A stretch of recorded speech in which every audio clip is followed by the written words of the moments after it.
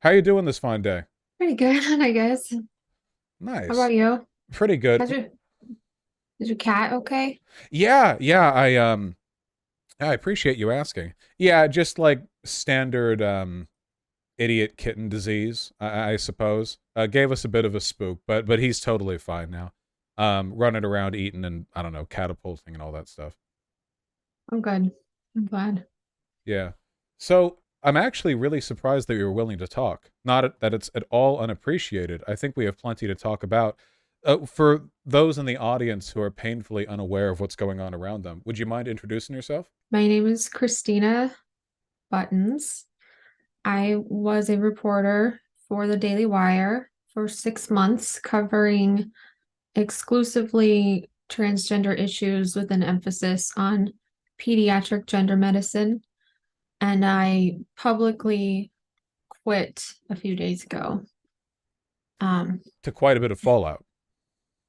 yeah, but Yeah, I wanted that's to talk okay. about that. So we have plenty of disagreement, and I wanted to talk with you because the hmm, the attitude that a lot of people on the right have taken towards trans people has evolved in the Mhm. past couple of years. I remember just a few years ago, there was a kind of paternalistic sympathy, fake or otherwise. It was like, oh, well, they're delusional on this, but, we're just here to help them. Like we just want to contradict these delusions so they can live fulfilling lives. And now things are a lot more aggressive, you know? Yeah, if we're looking at it through like a partisan way. But there are a lot of people who are sort of like me too, who come from the left, who are also concerned about, like the skyrocketing population of adolescents who have adopted transgender identities. But no, I agree with you that uh it's become less about compassion for them and more about winning. Yeah, so I think we'll probably have time to talk about that. But I wanted to know, well, I've never had the privilege of talking to somebody from the Daily Wire before. You were, I mean, as Matt Walsh described it in his video, where he seemed quite cross with you. You were across the board from him. Did he Um, make a video? oh yeah, no, he talked about you in a live stream, I think, 2 days ago. Oh, I didn't see it. I don't know. He was on tone. He was consistent in his messaging for people he's upset with. The I wanted to know how exactly did this happen? So you started to work with the Daily Wire, as you said. You were talking initially about like trans youths and the like, and what initially made you feel like the tone was shifting in a direction you weren't fond of? I had always tried to sort of keep the news outlet separate from the opinion and the media personalities. It's sort of like designed in the way Fox News is, where, we have Fox News reporters doing the news during the daytime, and in the evening time, they have, Tucker Carlson opinion shows, talking heads. I had tried to sort of keep that separate. I never really watched their shows anyway, so I didn't really pay attention. I just sort of did my job. But just recently, in the last month or so, like it felt like it made me uncomfortable, um and then it made me angry. So I decided to say something about it. And Matt, one of Matt's complaints was that you brought that online before you talked with any of the people at the office. Was there any discourse in the Daily I Wire or? I didn't work in the office very often. I was working from home mostly. Um, but I tried to approach Matt Walsh a few times in the beginning when I did see him in the office, and he's just not the most approachable, friendly person. Like I didn't really get a good sense from it, so I didn't really try any time after that. But it's weird that he says that too, because he's the Dylan Mulvaney video he made on Hmm. Valentine's Day. He's already like made subsequent videos doubling and tripling down on his position. So I don't understand why he thinks me having a conversation with him about it would have changed anything. This Yeah, is a deliberate direction they're going down. yeah, that's what I said too, because he was acting like, and this was I think really phony on his part. You know, if you had come to him with your concerns, he would have heard you out. But of course, he's an incredibly wealthy, powerful political pundit. You know, working with others of the same, pushing a deliberate message. Very rarely in that environment do you get like a strategy pivot. Um, you know, from having a concern brought to you. I imagine he probably would have just insisted that you keep quiet so as not to be disruptive to the Yeah. combined front. The only way to voice my opinion was to quit. I wasn't allowed to criticize anybody. Um, so I don't know. I just highly I they have what's going on is like that video, the Dylan Mulvaney one, he made another video saying like it had like 20 million views or something like that. Hmm. And there was like a very strong, divide between people saying like it was too harsh, and then other people were just like loving it. And I felt like they really just sort of leaned into like what their audience said they wanted. Like, there was some audience capture going on where they're just, I mean, that's something that Trump is really good at doing. It's just feeding into what he thinks the audience wants, and they just eat it up. So no, I think this is like a deliberate path that they're taking that I just didn't want to go down, and it seemed evident when Michael Knowles gave that speech at CPAC. Right. Um, it felt like he just wanted to get in on it. Uh, it's unfortunate. Yeah, it seems like the attitude, you know, you've probably heard this claim made by people on the left, but it seems like the attitude has gotten a lot more overtly genocidal. Less about disagreements on ideology and more the idea that transgender people represent some kind of fundamental social rot that has to be excised. And you see Yeah. rhetoric like that historically in a lot of bad circumstances. But it's definitely not the like mask of compassion that was more common in the rhetoric, you know, 3 maybe 4 years ago. Yeah, I would agree with that. Um, I know that Knowles was specifically talking about ideology in that speech, although he chose a terrible word for it. I would never say transgenderism because people can't separate transgenderism from transgender people. Um, so I think that was a very sloppy choice, and I think it was just deliberately meant to stir up a media cycle, and that felt really gross to me. Uh, it's I just don't understand why anybody would say something like that. They just sort of they just want to scare the shit out of people, I guess. I don't know. I know a lot of trans people in my audience were pretty scared by it. When you said you weren't allowed to criticize internally, was that, are you being sort of euphemistic, or were they actually like internally, you know, like very overt on the whole toe the party line thing? Um, well, I just sort of thought it was kind of like a company policy, like maybe a lot of news media companies have this policy where, don't publicly criticize anybody who works for the company because it's bad for the brand or something like that. I didn't think that much of it. But no, I had to quit to be able to speak my mind and to be able to say I don't agree with this. Yeah, I doubt they would keep somebody on board if they were being you know, actively contrary. Very rarely, I can think of a couple of times people at the Daily Wire have argued. I remember Candace Owens and Ben Shapiro argued for a bit with Yeah, something to do with Kanye West. I don't remember what it was yeah, exactly, but they got fussy about that. But for the yeah, most part, they try to keep that really quiet, I think, that unified front. yeah, that's right. And Um, oh, no, go ahead. well, also too, like there's just different rules for media personalities than there are for reporters. Like I wasn't allowed to go on podcasts. Um, and That's odd. Is it because you maybe there's like a media training prerequisite they have people do before then, like months and months of making sure you can song and dance in front of a camera? I don't know. I just know like I was invited to go on Tim Pool's podcast, I think in the beginning of January or at the end of December. And then I was excited and I told my boss, and then he said, "Oh, you have to check with so and so." And I did, and they said, "Sorry, our reporters can't do long form interviews." And I Oh, said, that "Well, sucks. yeah." I accepted the terms. I said, "Okay, but I am going to be publishing a book some point in my career, and I will need to be able to go on podcasts to do that. So I'd like you to, when the time comes, reconsider." And we just never got there because I don't have a book yet. It's just not even close to being done. I've heard they take a while. I haven't partaken myself. And that's a shame. You know, I mean, Tim's got a big old compound. He's got a skateboarding like the what do they call it, Yeah.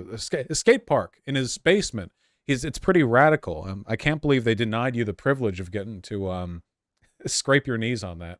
I don't think I'm gonna be going on anytime soon now.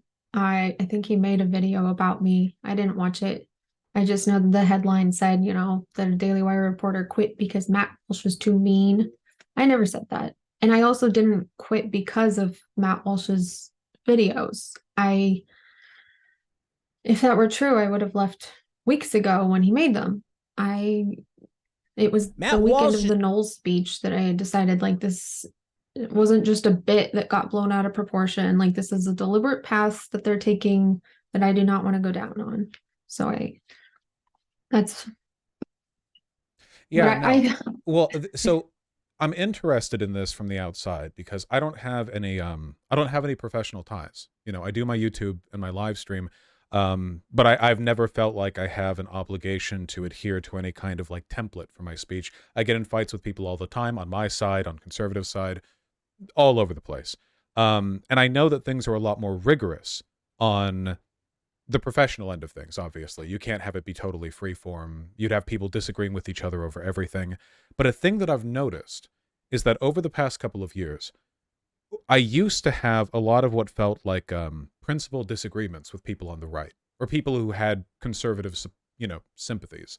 Maybe I didn't think they were always honest, or I often thought they were kind of dumb, but they had real positions. They cared about them. They defended them. And more over time, I've noticed that there is no argument anymore. There's just like this wall of conservative hegemony, right? Like a position, oftentimes just a feeling that is not deviated from, across the board. And the trans issue in particular seems to be a huge line there. There's like no room in conservatism right now if you're even like ambivalent on trans people, right? They're so insistent on that messaging. And I think they're consolidating to an extent. Like they're not allowing for any variance in that range. it depends on who you're talking to or about. I know a lot of sort of center right people who are very, very reasonable and sort of try to address this in a compassionate way and try to say like, adults do what you want. Let's just be a little bit more careful when it comes to kids. Um, Maybe don't affirm them right away. Maybe sort of try to conduct some more assessment, make sure everybody's getting the right treatment that's right for them. And then there are people who are more on the hard right side of things. And it does seem to be coming from a bit of like a place of disgust, I think. And I see a lot of memes about the slippery slope and this is when gay marriage got us or something. I obviously don't agree with that. I'm very pro gay marriage, you know. But it really depends on who we're talking about. Yeah, the slippery slope argument seems to be really common these days because conservatives feel like they're getting a pushback on a lot of stuff they've been seething over for a while, right? Like gay marriage is a big one. They've never liked that, at least not a lot of them, not most of them. I'm pretty sure every single Republican state party has kept revoking gay marriage on their list of priorities since Oberg's fell.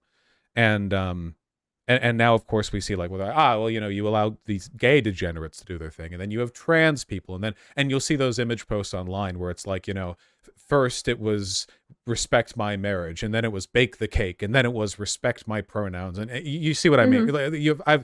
There's like a million iterations of that image, but they keep Yeah. cropping up over and over. Of course, obviously, I occupy probably, maybe not the furthest, but pretty close to the furthest left position you can have on this. I'm pretty ambivalent to / supportive of the whole youth trans thing. But I do think there's a massive distinction between where you are and what your concerns are and what's happening right now broadly. Because this narrative of like, okay, well, in order to undo this, we need to go all the way back. And you have stuff like the Supreme Court justices saying they were reevaluating their positions on like contraception or interracial marriage. It's like, how far back exactly are we meant to go before things are, Hmm. sort of ostensibly stabilize? Do you hear rhetoric like that? Or did you hear, I'm sorry, at the Daily Wire, was there like a casual kind of like, yeah, man, back to the 1950s, here we go vibe? No, that's the thing. Like at the Daily Wire, I mean, I had the same idea sort of about Republicans. I dabbled in social justice on Instagram. I worked for this like super progressive Instagram page. I thought all Republicans were horrible people. Turns out they're not. It's very varied. And what I liked about the Daily Wire when I was in the office, everybody was wonderful. And it seems like they were pretty like moderate. And a lot of them seemed sort of like libertarian, actually. But I was told in the beginning, the company stance is like adults can do what they want, just leave kids out of it. And I felt comfortable with that. Um, but it really depends.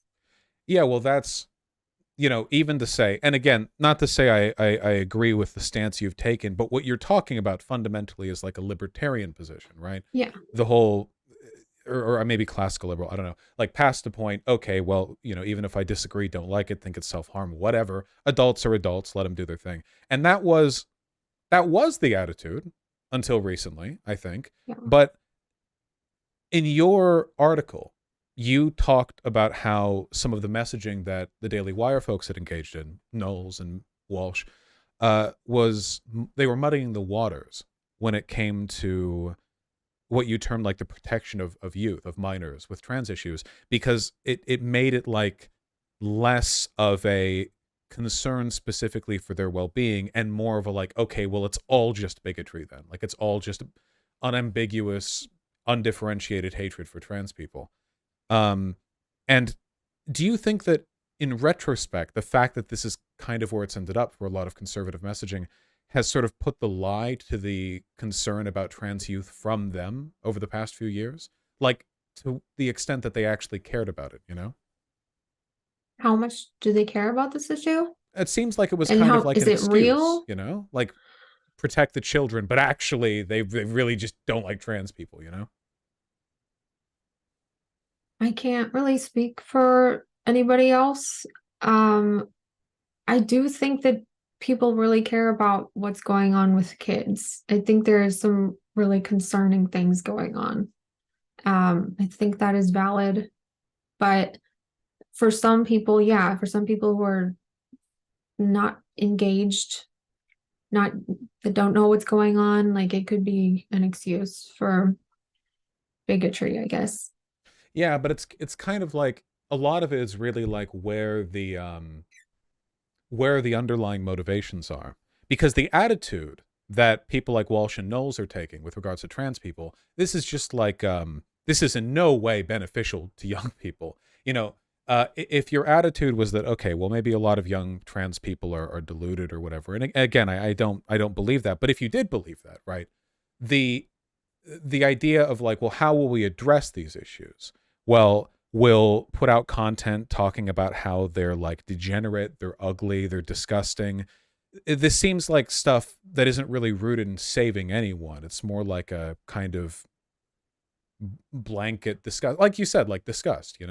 But that approach seems antithetical to the save the kids ones, right? if it's something that you Yeah. adopt, I don't think you would ever go about thinking like, well, how will I save these youth? Like, all right, well, I've got a video coming out about how ugly they are. That'll really bring them on board. Yeah, it felt very detrimental to what I'm trying to accomplish and what all the people who I talk to, parents and doctors and mental health professionals who are sort of trying to talk to others about this stuff without being accused of being anti-trans, but just sort of, maybe we should proceed with caution. Uh, People who are trying to have those conversations like this, that kind of inflammatory rhetoric coming from conservatives, it does not help them. And then, when you have to ask, like, who does it help? Like, it helps them. It helps invigorate their audience, helps draw people in to their channels. Like, it's just not helping anything that all of the people that I know are trying to accomplish. And what that entails is, you know, talking to the US based medical organizations and trying to get them to consider conducting a systematic review of the evidence, just like the UK and Sweden and Finland and now Norway just recently have, and trying to find a way that helps safeguard children, I guess. We have like a growing population of detransitioners, and most of them are autistic. I'm autistic. Hey, I me too. didn't get it. You did? You are? Yes. I didn't get diagnosed until I was an adult. There's a serious problem with like we just it used to be thought of as sort of a boy's diagnosis. Like the ratio they used to say was like 4-1 male to female. And now we're finding out that it's much more evenly matched. So we need to develop better diagnostic criteria to detect it in girls much earlier.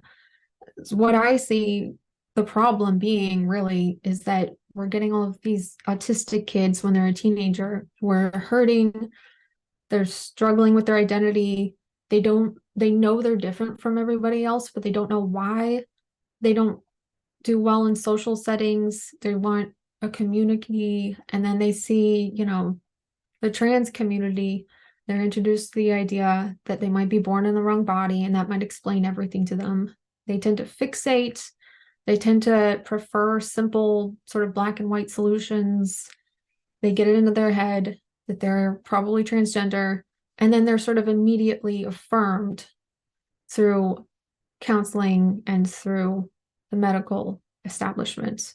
And that is sort of what I see is specifically something that we should be talking about, not eradicating transgenderism from public life. That's why I'm doing this. Is I'm in it because it's my community. It's I don't want people to suffer and get the wrong diagnosis and then end up medically harmed from it. Of course. Now, what you open with there, with the disproportionate rate of diagnosis between boys and girls when it comes to autism, totally agree on that. It's a real issue. Yeah, there's a lot of understudied medical stuff when it comes to women. I remember there was that talk of heart attack symptoms being different for men and for women, but because medical, like studies have been conducted primarily on men and with the expectation that men would be reading them, there was like a set of inaccurate expectations across the board, stuff like that. I think we're getting better. Certainly there's more work to be done, but I am curious because, I have looked at a good bit of data when it comes to transition with youth or adults, and I'm pretty sold on the affirmative care model we got right now. I wanted to know what exactly would need to be demonstrated for you to feel confident in our current approach towards trans affirming care for youth. Are you referring to like the studies that show that there's like a 1 to 2% rate of detransition? Yeah, that's one of them. 'Cause I feel like they're surveying adults and not the current cohort that people are most concerned about is teenagers in those studies. So they don't really provide that much information. There's a great Reuters article that came out recently that looked at a lot more studies. Mhm. I'm I could familiar with send that you. Reuters article, but There's I a wasn't. few that, Oh, please. well, there's at least two from last year that found that the rate of detransition in their particular studies, they had smaller sample sizes, but it was much higher. It was like 30%. I personally have talked to dozens of detransitioners with very similar stories. They were actually similar to mine growing up. I had a really, really tough time in adolescence. Um, there's, I mean, I'm in a group chat with like 60 of them who are gone through the same thing and were sort of medically affirmed, and they realized they had made a mistake. They were actually on the autism spectrum. Well, here's my concern. As I understand it, the earliest pillar of medical intervention you get if you're a trans youth is usually hormone blockers. Yeah, obviously, right? You know, they give you a bit of time to decide if you want to continue on to cross-sex hormones. You know, they're reversible. You can take them for some time. And it seems like most, from what I'm familiar with, something like 98% of youth who go on hormone blockers then go on to actually take hormones, which suggests to me a level of consistency in their willingness to transition. Because we have kind of limited data on this moment to moment, because usually, like, medical data on large groups of people, to get really strong answers on like demographic tendencies, those take a little while to come out. And this whole trans youth panic thing is relatively recent. The information I've seen seems to be pretty consistent in the idea that detransition is relatively rare, and even when it does happen, it's usually not because they actually, you know, have doubts about their identity. It's usually because they can't keep up the cost of the medication, or they can't, they're not being accepted socially, so they sort of dejectedly go back to where they were. The reason I bring this up, like the real reason I'm concerned, is it's all well and good to spin a story, and I understand there are risks of overdiagnosis, but there will be thousands of detransitioners with regrets, even if youth gender transition is held to an incredibly high standard with regards to diagnosis. Medical regret's pretty common, unfortunately. Even if we just had 1% of people who regretted it, detransitioned, whatever, that would eventually be thousands of detransitioners. How do we arrive at a model you think would be good for children? Well, I want to go back to the irreversibility part of puberty blockers. I don't think that's actually true. If you're talking about puberty blockers and cross-sex hormones, if they're started at Tanner stage 2 of puberty, like they will be infertile. It causes sterility. There's all kinds of other studies coming out about cognitive delays. And I mean, even just your genitals don't grow if you take puberty blockers. If you're a guy, we're talking about, I, there's a loss of sexual function. they the hormone blockers can have these effects during the time you take them, but that's because they're blocking the hormones, right? It would make sense. It's a natural consequence of their design. But once you stop taking hormone blockers, I'm pretty sure the research indicates that fertility will return. And But you said they all almost always certainly go on to take cross-sex hormones. There's a bit of like iatrogenesis going well, on that where, will cause you to be infertile, sure. But that's, I mean, that's the point of them, right? You take the hormone blockers till you know that you're ready to make a real decision, and then if you make that but decision, kids that may not don't be know fully how to make reversible. real Well, decisions. wait. That's what I'm. Well, we're talking about the reversibility of hormone blockers, right? If they then go on to take estrogen and that has long-term effects, I mean, I get that, right? But that doesn't mean the hormone blockers aren't reversible. That just means a lot of people choose not to reverse. I've seen a lot of other stuff that suggests to me that they're not as reversible as people claim. But I don't think that kids know what they're getting into. I think that a lot of them are on the autism spectrum and they are being misdiagnosed with gender dysphoria.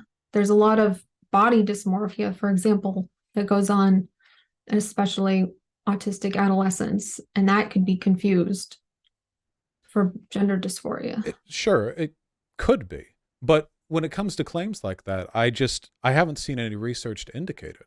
I mean, certainly when it comes to stuff like hormones being taken by 17-year-olds or whatever. I mean, there's room for mistakes to be made here. But that's why I'm so supportive of hormone blockers, because But it's it not, gives you there's not a time lot of to research decide. yet because this is just sort of happening right now. I mean, there's studies that are being conducted, but we're kind of just like people are just this is all just happening right now. Well, I the mean, the studies concern, sorry. Oh, just the studies we have seem to be positive. The studies on like the likelihood of continuing on to take hormones, the low rate of regret. I mean, a lot of these do include youth. If people take hormone blockers for a bit, then stop. It's fine, right? That's just a part of medical decision making. But I just worry about basing concerns about the process on the stories of the what seems to be a relatively low regret rate in people, a small proportion. Because if you do that, you can get people upset about any medical procedure, right? There are folks mad about hip replacements, heart surgeries, uh, you know, nose jobs. But if you just take those stories, I mean, you're not really getting the full picture. It's consistently the same story though. It's a lot of people. I talk to a lot of them. I follow them on Twitter. I interview them. But, Um, right, but we could. So you acknowledge then that at most we're talking about like a collection of anecdotes in the absence of data, right? Because even if everything was working well and fine, we would still have hundreds, even thousands of detransitioners are evidence that it doesn't work well and but it's not fine. there are people who regret any surgery. Like we couldn't use those as a argument against any kind of medical intervention. Otherwise, we wouldn't be able to do anything. But they're evidence that gender identity is not fixed. They were medically affirmed because they were told that their gender identity is innate and they're living proof that there is a flaw in the system. So would a diagnosis of gender dysphoria have to be 100% accurate for you to feel comfortable for it to be levied at kids?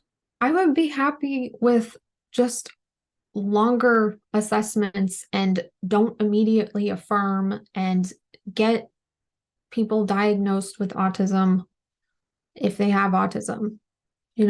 Like just find the right treatment that is right for the right person. Like Well, this affirmative model just seems to be sort of like a one size fits all. I mean, I agree with the idea we should do our best for every individual, but it could be the case that that's already happening. And what we're seeing right now is an inevitable proportion of people who regret the procedures done in a way that could never be fixed, right? Like even if we took all the time in the world, and the point of hormone blockers is to give more time. That's the whole point. Is all right. Well, while we're deciding, you're not going to get armpit hair or whatever. Godspeed with you.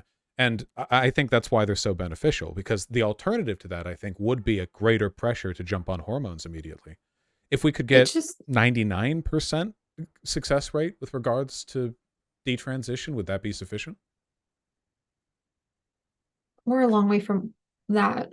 I mean, it takes 4.5 to 8.5 years to realize that you made a mistake in most cases, Well, for detransitioners. that I don't know how you could medically assure that's would you have to like wait 8 years before any diagnosis of gender dysphoria? No, no, I'm talking about detransitioners. It usually took them 4 to 8, sometimes 10 years to realize they had made a mistake.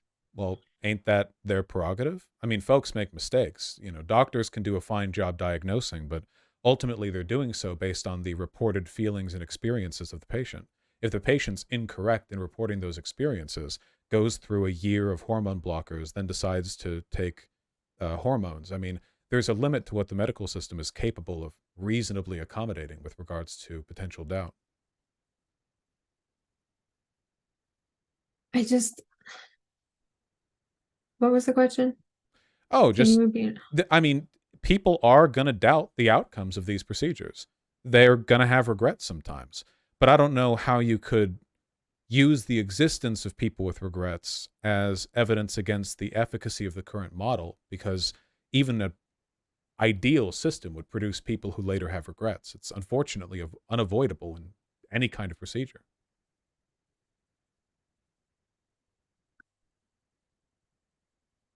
It is avoidable if we have better assessments, better individualized assessments. I've talked to a lot of detransitioners who were immediately affirmed. We've talked to Dr. Erica Anderson, who knows that who's spoken with parents who said that their kid was affirmed after 20 minutes. There's detransitioners who Affirmed for what? in a diagnosis of gender dysphoria. Well, what were they prescribed after that? Usually the path is puberty blockers, then cross-sex hormones, and then if they want surgery. Well, the whole point of the puberty blockers is to give them time to decide not to, right?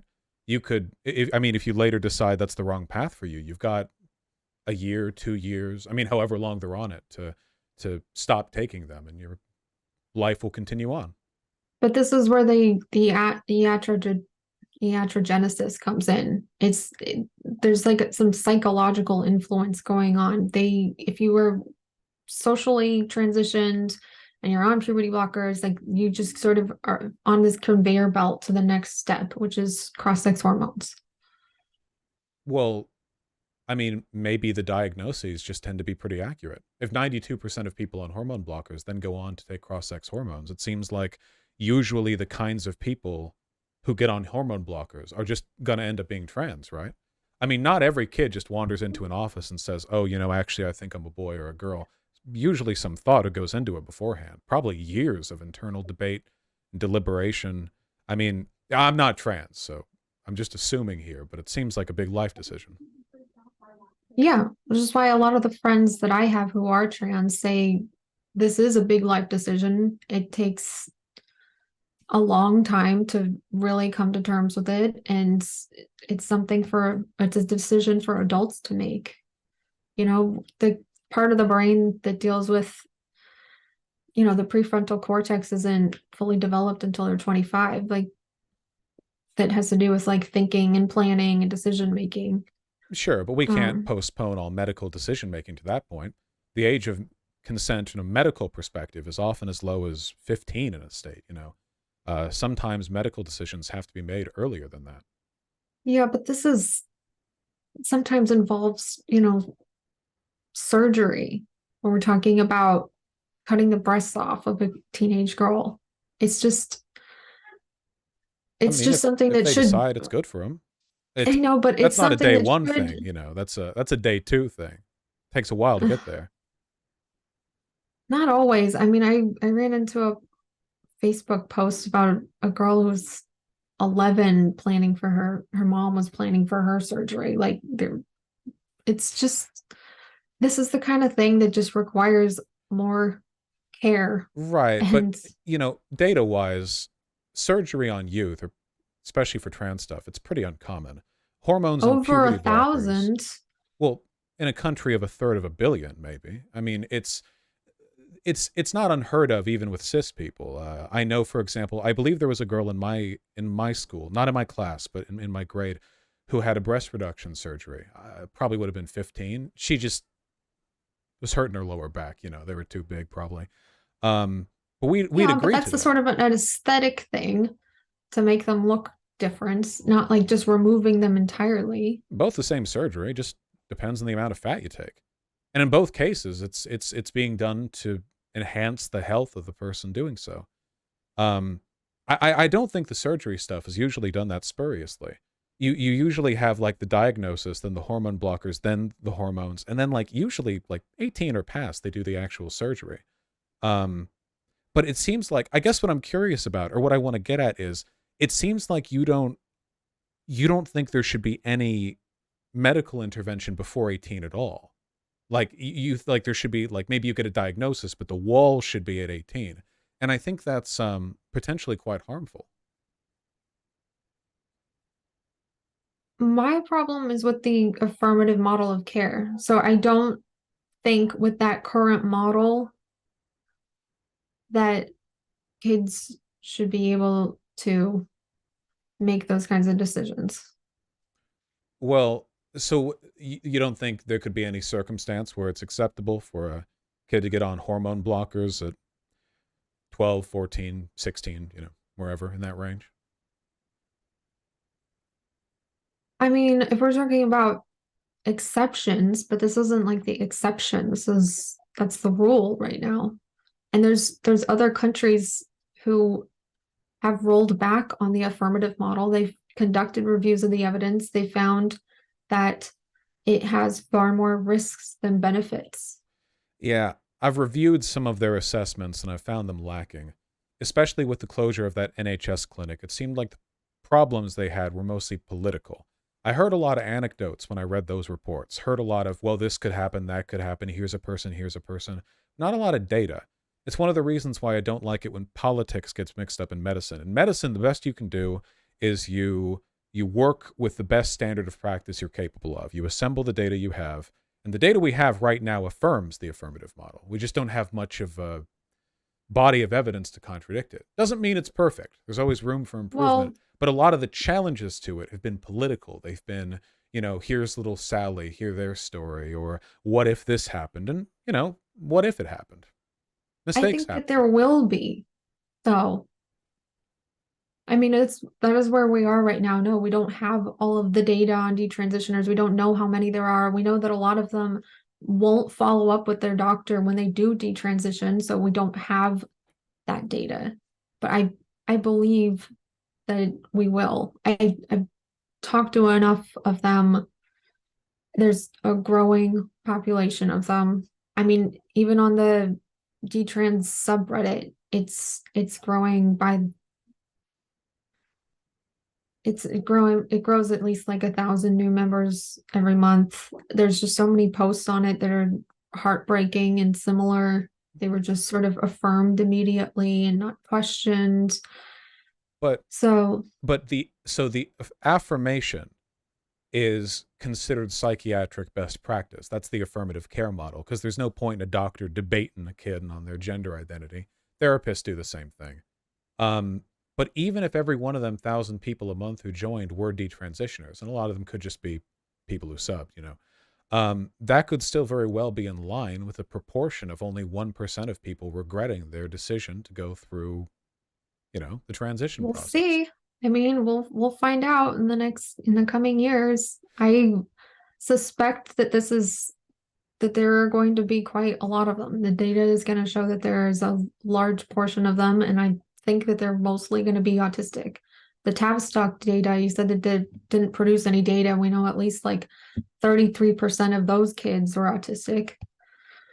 Well, I figure a lot of the conditions that might make a person trans might also make them autistic, or like there's probably a shared variable there. Gender nonconformity is a trait of autism. Yeah, that would And I factor think in. that we should embrace gender nonconformity, and I think we should embrace, masculine girls and feminine boys.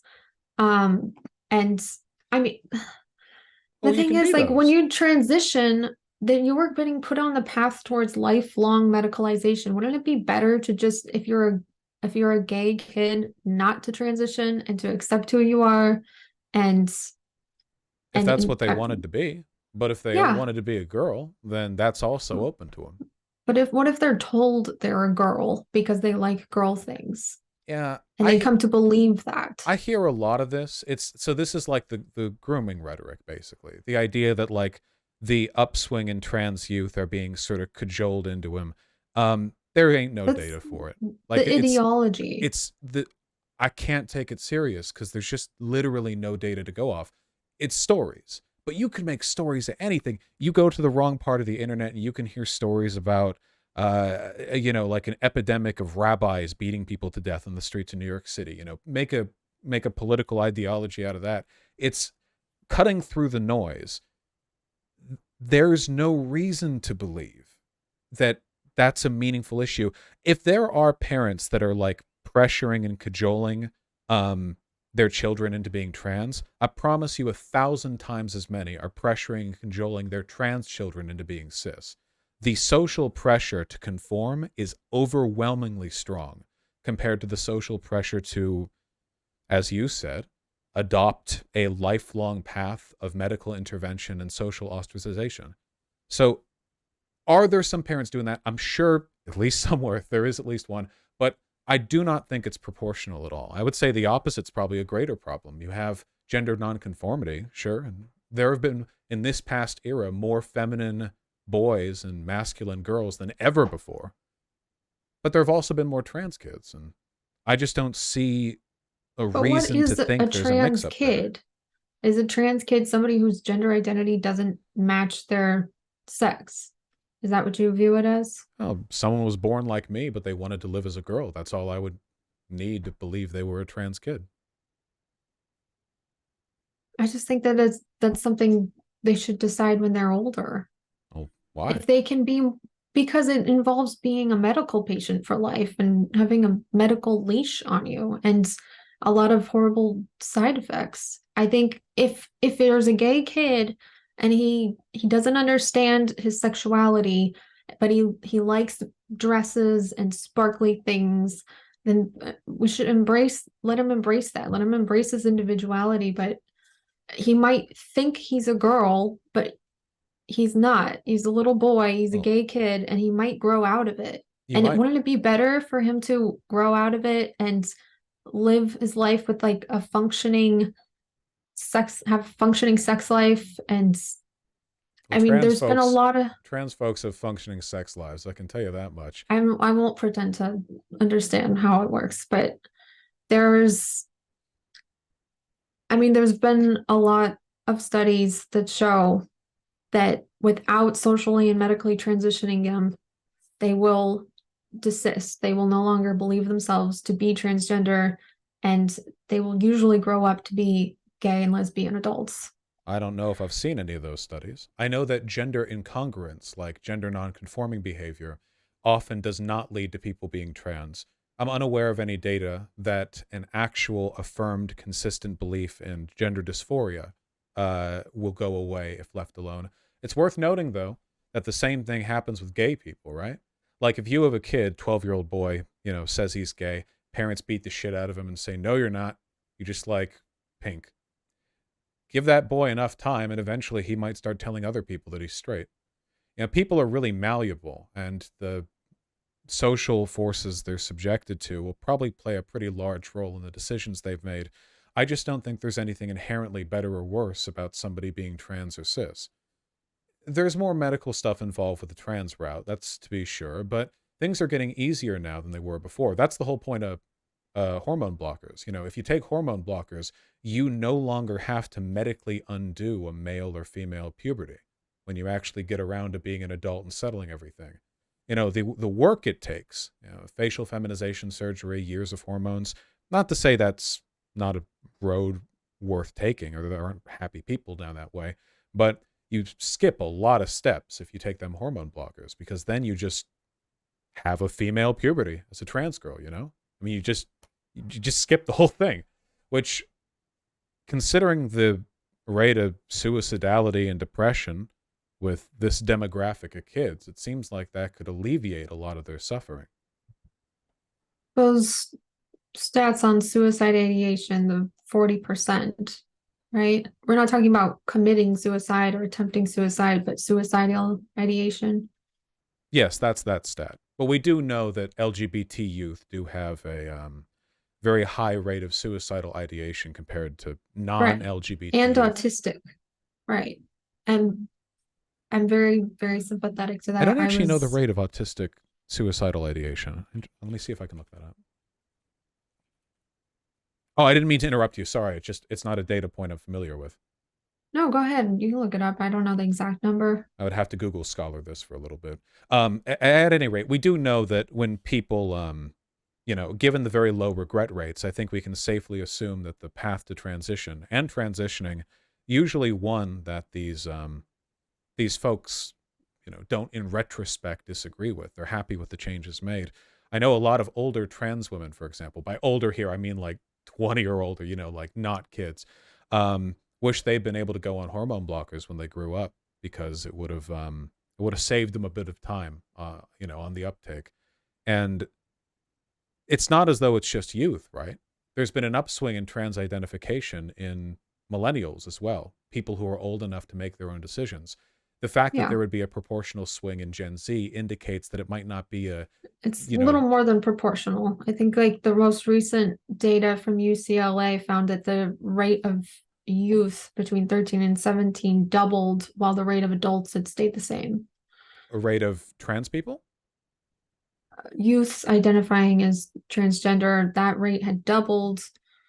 Adults had basically stayed the same from a 5-year difference. Let me see. UCLA has some data on this. Yeah, that's what I'm referring to. Let's see. 1.6 people. Oh, sorry, 1.6. 1.6 million people ages 13 plus identify as trans in the US. Whew, that's a lot of people. My Yeah, goodness.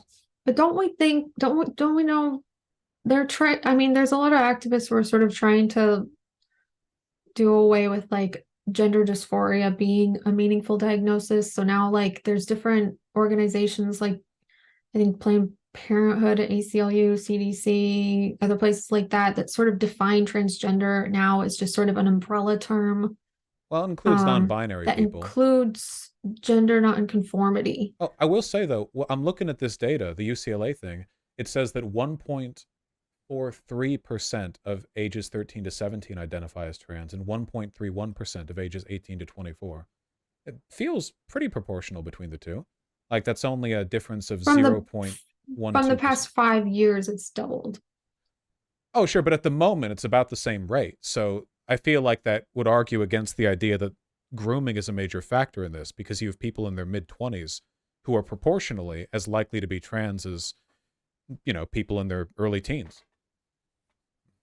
I don't necessarily call it grooming. I just think that the idea of what being transgender is has expanded, and the definition has included all of these other kinds of things like not conforming to sex-based stereotypes, that more people are identifying as transgender now.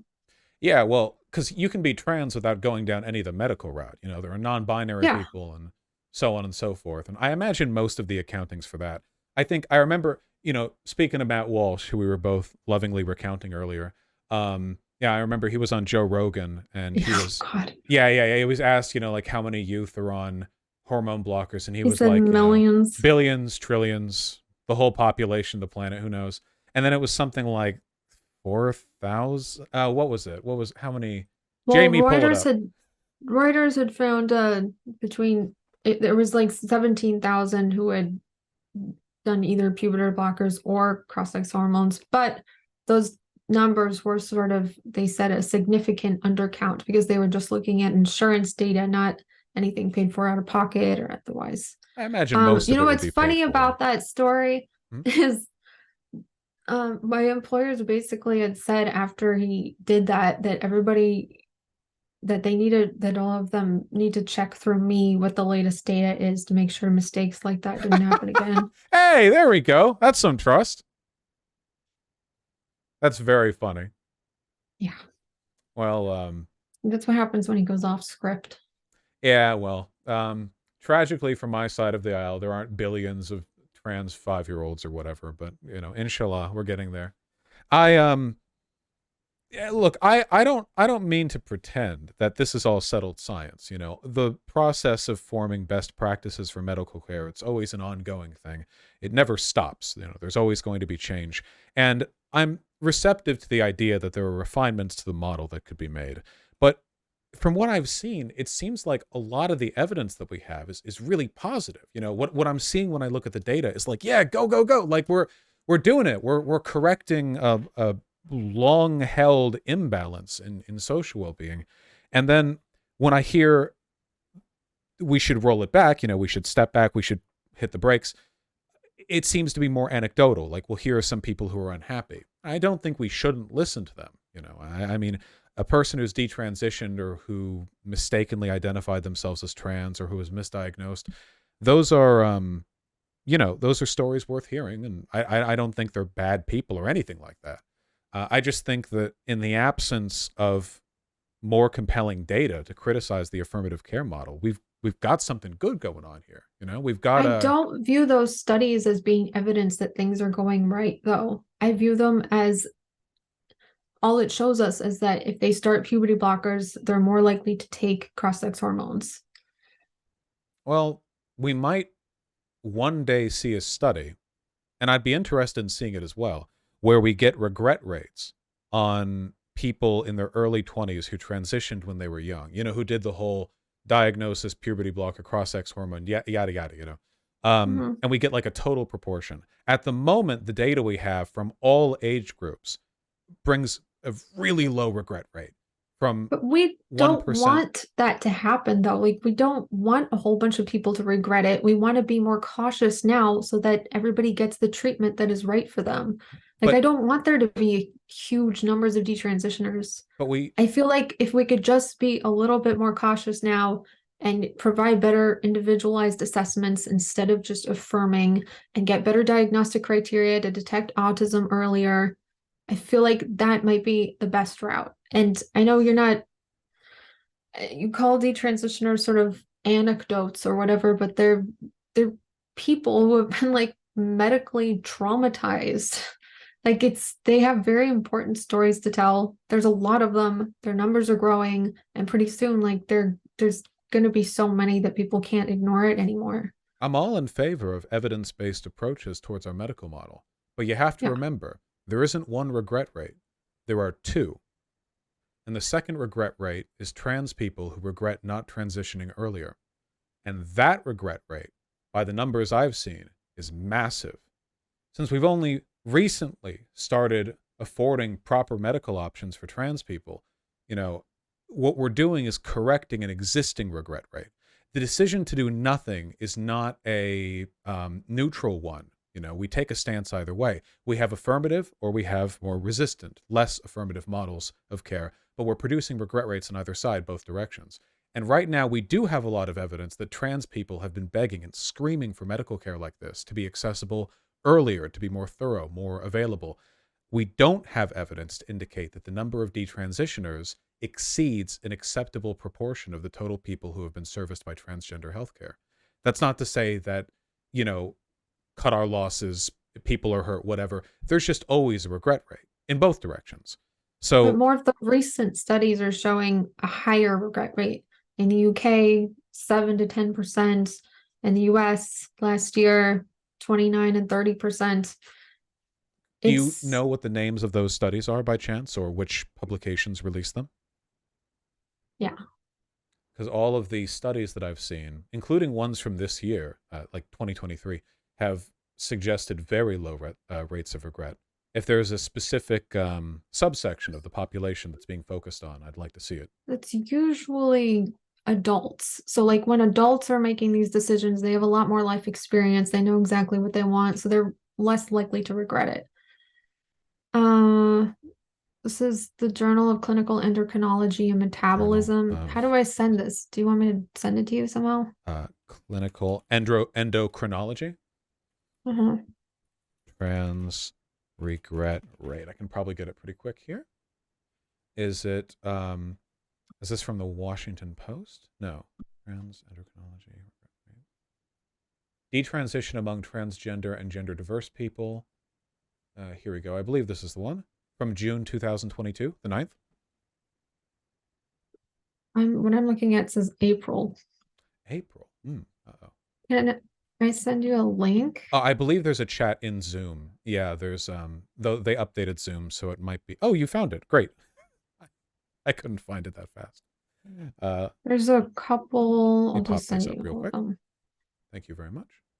Okay, let me take a look. Shifts in gender-related medical requests by trans and gender diverse such and such.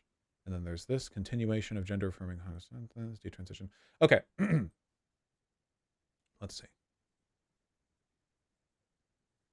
Our results suggest that in excess of 70% of TGD individuals who start gender affirming hormones will continue use beyond 4 years, with higher continuation rates in trans feminine individuals. Patients who start hormones with their parents' assistance before 18 years have higher continuation rates than adults. Did you know that today is Detrans Awareness Day? Is it? Oh, that's fitting. Yeah, and there's a big protest, or, well, there's a big event going on right now in California at the Sacramento Capitol that a lot of my detransitioner friends are there protesting. I hope the weather's good. I've heard it's a bit stormy in California lately. Yeah, I hope they're enjoying themselves. We performed secondary analysis of 2009 to 2018 medical and pharmacy. Oh, that's right. Okay.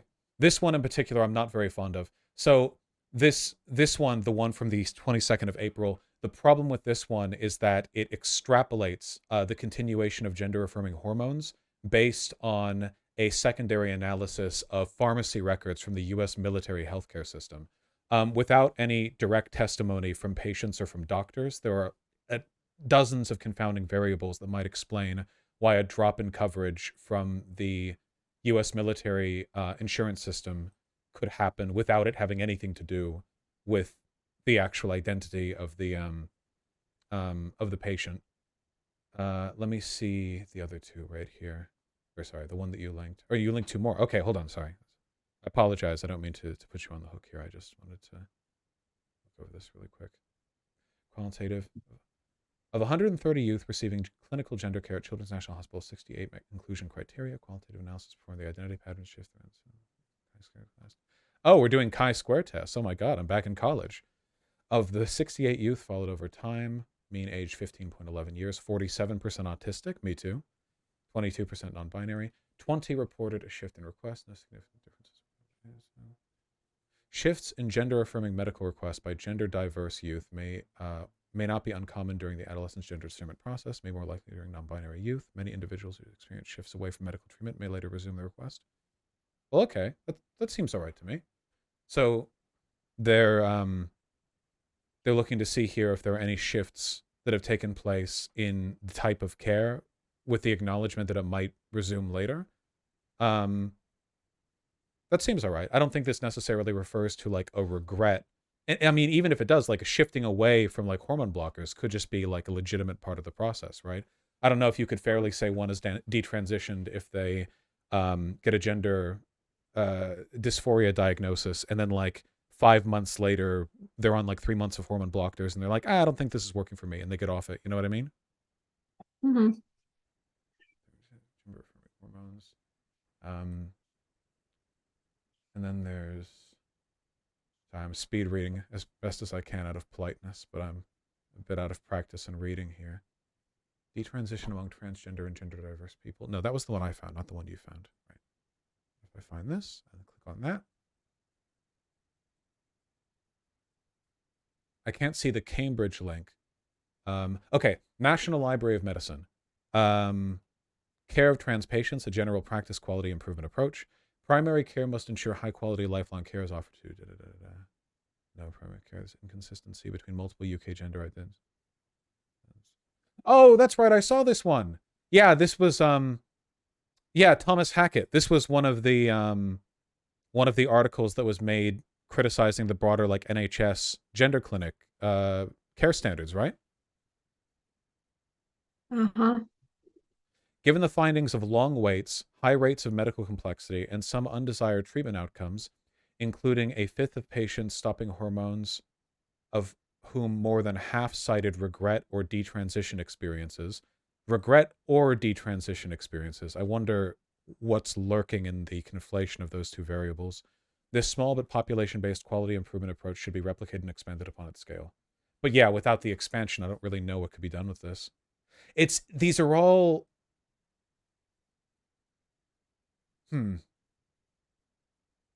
What do you think an ideal regret rate would be? Or like an acceptable regret rate?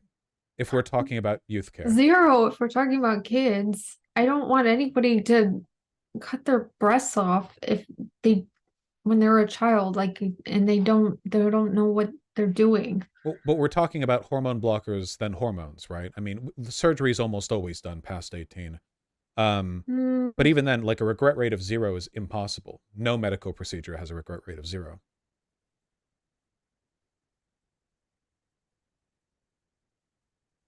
What if, like, I mean, for every like 50 children whose life quality is improved with trans healthcare, maybe like one goes down the wrong road a bit and has to detransition later, and their life is worsened for it? I'd rather not focus so much on what the regret rate is and then what the assessment process is like. Right now, I feel kind of reckless and overly broad. If transgender can be defined by not conforming to sex-based stereotypes, if there are a lot of girls who have not received their autism diagnosis, who are on the spectrum, who might be led to believe that they are transgender, like it seems like there just needs to be some more safeguarding put in place to prevent mistakes and Sure. regret. But ideally, after that safeguarding has taken place, we'd have like kind of an acceptable regret rate, right? I mean, because we do that with all processes, like how much, like how much prior criteria should we need to fulfill before we do this surgery or that surgery. There's always room for error. But if you can imagine like how many people helped versus how many people harmed, I mean, what do you think like a fine result would be?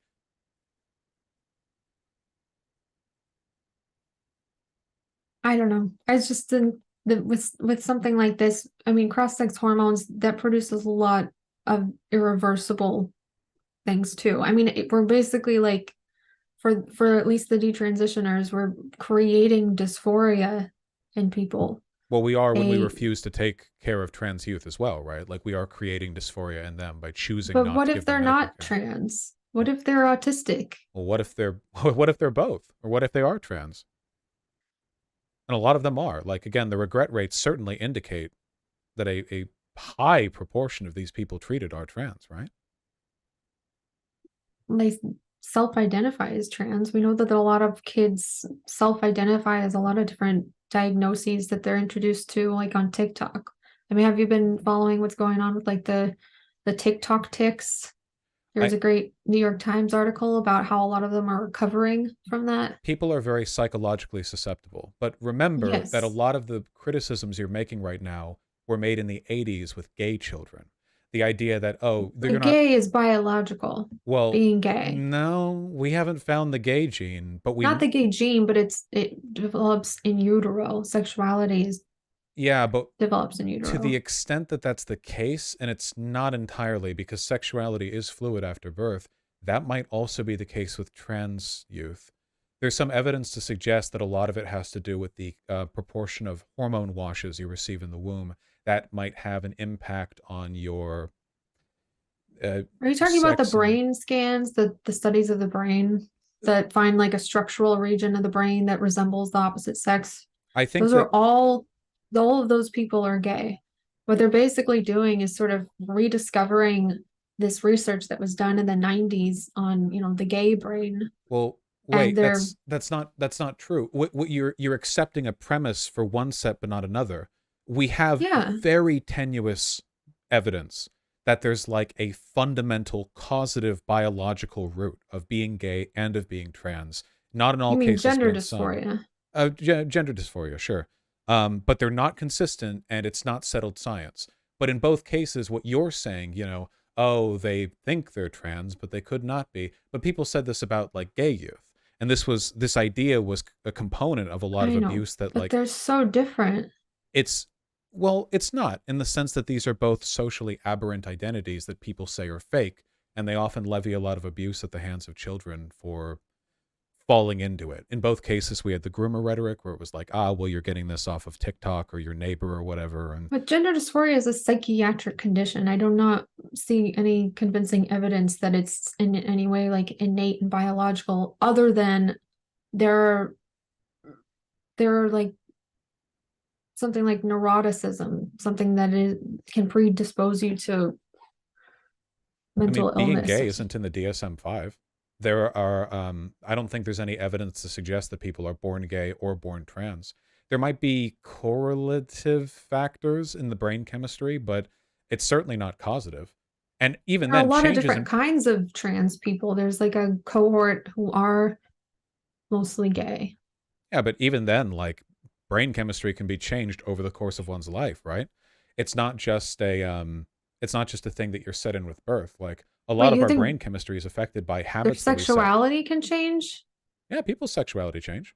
There are plenty of people who spend their 20s, 30s, 40s thinking they're straight and then they turn out to be But isn't that the bisexual. argument against conversion therapy?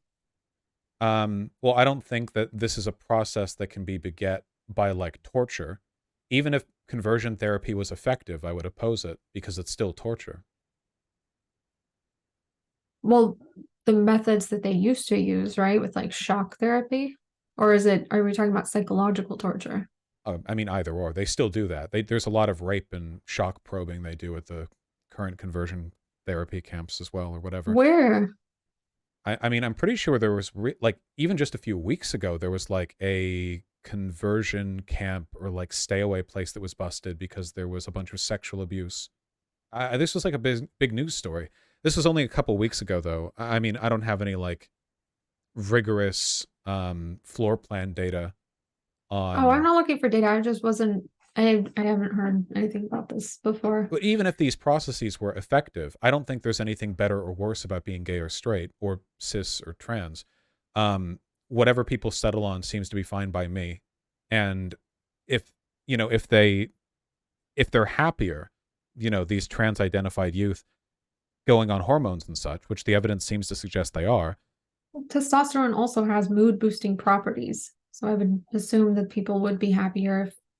I mean, we look at there are some data that shows that like trans girls are usually report improved mood when they're on testosterone Do you, than do you trans. think I can't help but get the impression that you believe that everyone who transitions makes a mistake. You don't. No, no, I have friends who are transsexual, and I work with the Gender Dysphoria Alliance. That's a group of transsexuals. And we're aware then that there can be people who have gender dysphoria when they're youth. I mean, if you know it takes Yeah, place with adult, right? So if there are youth with gender dysphoria and they receive gender affirming care, I mean, that's a life improved, right? If 50 people's lives are improved, but one person's life is worsened, that's not ideal, but that's a better case than we get from most medical procedures. I would consider that to be a win. Ideally, you'd refine it, but I think that's, at least a good place to start. if we're looking at the difference between like what the Dutch are doing or what anywhere that has done away with the affirmative model of care are doing, like there's a lot more rigorous assessments and individualized approaches going on. It's very selective, and those people seem to have better outcomes rather than this affirmative model. Well, what if there are many, many trans people there that aren't able to get the medical care that they want because of this model? What model do the Dutch even use with regards to trans We people? don't have any data for that either. I mean, I don't, Well, then, I well, wait, we do though. The fact that like trans people suddenly became more socially acceptable and now there are millions of them, I think is a pretty strong indication that like with gay people, it's like the left-handedness graph. The moment social acceptability ticks upwards, we see a huge spike in how many of them there are that'll eventually taper off. And with regards to like the desire for trans healthcare for adults too, not just for youth, I think it's pretty clear that like millions of people have been underserved medically, trans people who should have been getting trans healthcare. We had the ability to provide trans healthcare a century ago. That was one of the first things the Nazis destroyed when they took power. And we've decided to not provide it to them because we haven't considered them to be worth it. So now we're correcting that. there's And a lot of people who identify as trans now. It's, you know, there's a lot of appeal to becoming transgender. I this is mean, what they it's said like about gay people. you get to like reinvent yourself. Like you get a new identity. You get to sort of you get this new community, you get love and acceptance from people. There's a lot of things that might appeal to people to If become people transgender. if people want to do that, they can become goth. I don't think people are going to commit themselves to a lifetime of medical Where are intervention and all the social. goths now? They're all trans. All Well, those kids, the yeah, same well, I kids. guess that's what they really wanted at the end, wasn't it? And I can't blame them for it.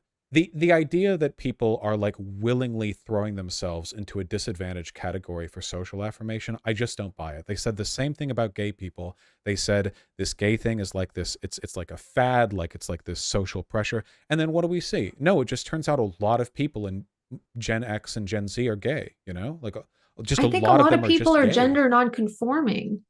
I think there's a lot of people who are gender non-conforming and they think that they're transgender now. But we have data on the regret rates of adult trans people and of millions of trans people across the Western world. Like the aggregate data indicates that overwhelmingly the ones who identify as trans don't regret the interventions they get, not after years. So I even if we mean, were to nix Sweden like has a the kid study thing, that shows that they're like 19 times more likely to commit suicide after sex reassignment surgery. I haven't seen any studies to indicate that suicidality increases after any kind of medical care. You haven't seen the Sweden one? I have not seen the Sweden one. Oh, I can find that pretty quick. But even then, like, it seems like what you're making right now is an argument that people who transition are making a mistake. I do think that a lot of them are.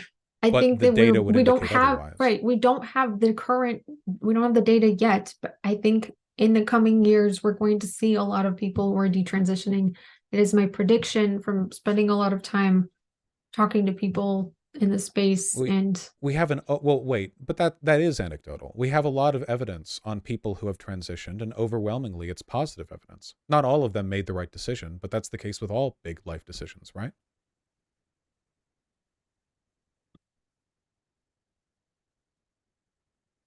We just have to be careful with the way we frame this information because, you know, like there is a reason why medical practitioners around the world adopted an affirmative model.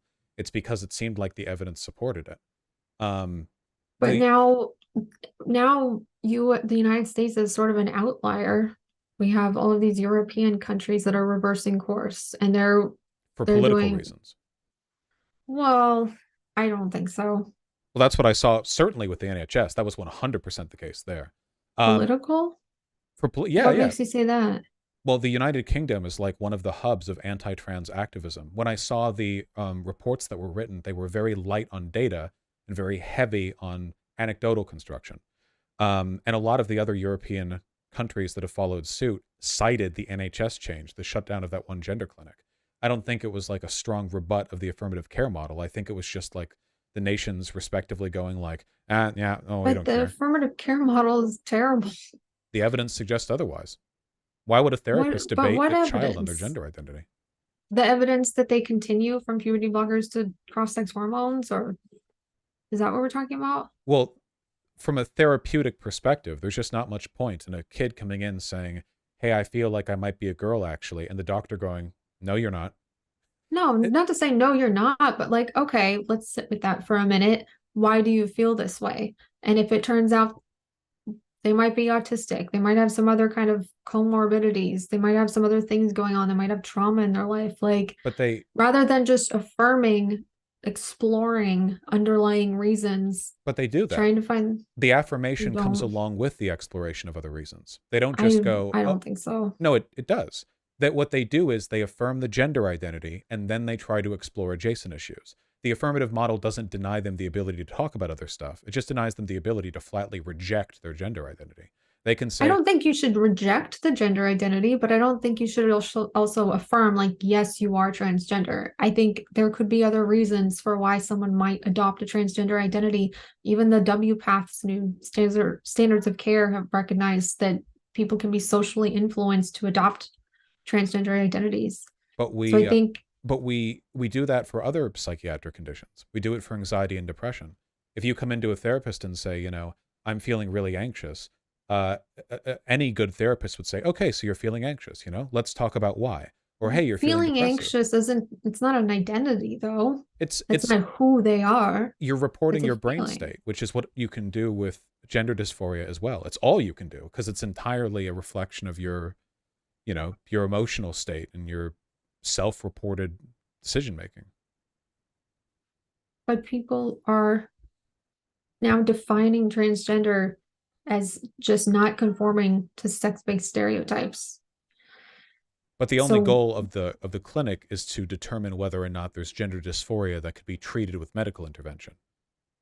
but sometimes gender dysphoria doesn't need to be treated with medical interventions because otherwise they end up a medical patient for life. Shouldn't be encouraging people to try to be comfortable in their bodies? So what you're describing right now, it was what was practiced in American medicine for about a century now. Oh, you come in and you think you're a girl? Okay. Well, actually, don't you think you'd be happier dropping that and living as a man? That's been the model for taking care of trans people for basically all of modernity. And it doesn't work. It does literally nothing. It has no. We did the same thing with gay people too. Like, oh, you've been having gay thoughts, you know, like, okay, pray about it. But wouldn't you rather live as straight? It just doesn't work. It does work. There's It been at least 11 studies that have taken place over the decades that show if they're not socially and medically transitioned, they grow up just to be mostly gay and lesbian adults. They because they have, didn't actually have gender dysphoria. They thought they did when they were younger. They identified as trans when they were younger. Were they diagnosed? And then, like, you're saying the majority of people diagnosed with gender dysphoria then go on to. Yeah, That's certainly not the case with any of the data that I've seen. I can send it to you. Go But I for it. sent you something recently. I mean, I just put something in here about the Sweden study. Yeah, it's the overall mortality for sex reassigned persons was higher during follow-up than for controls of the same birth sex, particularly on death from suicide. Sex reassigned persons also had an increased risk for suicide attempts and psychiatric inpatient care. Comparisons with controls matched on reassigned sex yielded similar results. So all this is saying that trans people are far more likely to commit suicide than people from the general population, even after they've had sex reassignment surgery. This is also a study from that pulls data from Sweden 1973 to 2003. So all it's saying is Mhm. that, like, trans people are worse off than cis people 20 years ago to 50 years ago, which I agree with, But it certainly. could be saying that sex reassignment surgery didn't help them. No, because the evidence we have that compares pre and post surgery does indicate that it helps. We do have research on that. In minors? Well, Or are we talking minors about don't get adults? sex reassignment surgery. It's almost always adults.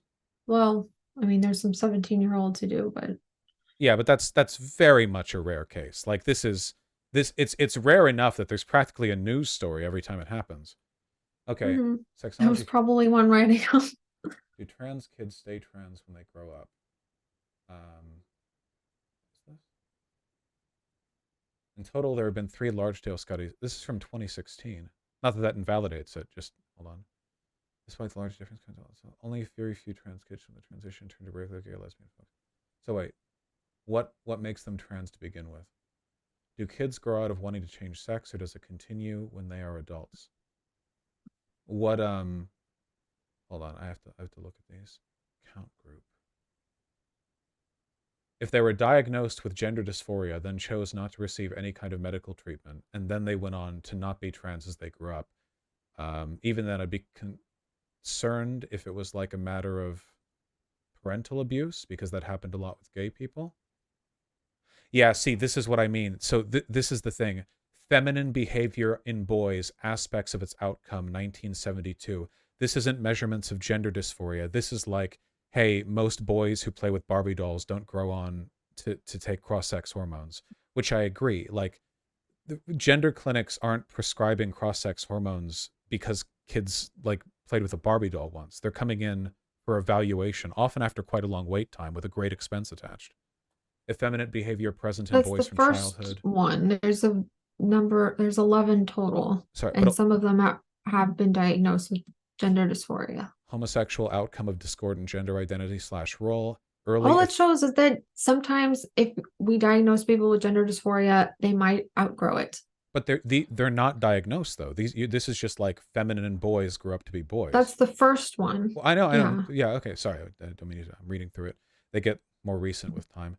Early effeminate behavior in boys, outcome and significance for homosexuality. A follow-up study of 10 feminine boys. The Cissy Boy syndrome and the development of homosexuality. I've seen that video. Gender disordered children. Does inpatient treatment seek help? So this is the first one I see that doesn't just refer to. Here, there we go, from 1987. Treatment guidelines for gender disturbed children currently are unclear. This clinical report describes 8 children with cross-gender behavior who were treated in an inpatient unit for children. The short-term outcome and long-term clinical observations are provided, which indicate a generally good outcome. The findings may have both practical and theoretical significance because they suggest some gender disorders may be determined by intrafamiliar interactions, which are correctable. So I can't make anything of this because the use of the term gender disturbed children, I don't know what they're actually testing for. The title is gender disordered children, but is it like the boy It played with used to be called Barbies? gender identity disorder, right? Yeah, but Before 2013. the clinical standards for diagnosing it back in the 80s would have been like way different than right now. Yeah. I would guess. Psychosexual outcome of It's gender dysphoria. Oh, gender dysphoria. Wait, this one says gender dysphoria. Hold on. That's the from 2008. It's modern parlance as well. From the National Institute of Health.gov and CBI. to establish the psychosexual outcome of gender dysphoric children at 16 years or older and to examine childhood characteristics related to psychosexual outcome. We studied 77 children who had been referred in childhood to our clinic because of gender dysphoria. Okay. In childhood, we measured the children's cross-gender identification and discomfort within their own sex and gender roles. At follow-up, 10.4 plus or minus 3.4 years later, 54 children agreed to participate. In this group, we assessed gender dysphoria and sexual orientation. Okay, so here we go. So it's 77 children were referred to the clinic because of gender dysphoria, and they followed up approximately 10 years later, in which 54 children agreed to participate. And in the follow-up, 27%, 21 were still gender dysphoric, and 33 were no longer gender dysphoric. Both boys and girls in the persistence group were more extremely cross-gendered in behavior and feelings and were more likely to fulfill gender identity disorder criteria in children than another group. And then a lot of them ended up being gay, which I could definitely see. Yeah, so this seems to be a study of gender dysphoria persisting before and after before and after like puberty, because the initial range of study ranged on children between the ages of 5 and 12. I fully agree that a diagnosis of gender dysphoria should not lock somebody in to taking hormones later in life if they like come in when they're 5 years old. But if you come in when you're like 12 or 13 and then you're diagnosed, you follow through with the clinic, you're on years of hormone blockers, and then you choose to continue taking cross-sex hormones, I feel like that's a much more like that process is way more likely to cast off the people who aren't like legitimately in need of this medical care, you know? Not if we're talking about autistic kids who sort of lock into this idea that they're transgender and are completely convinced by it and end up getting the wrong treatment for them.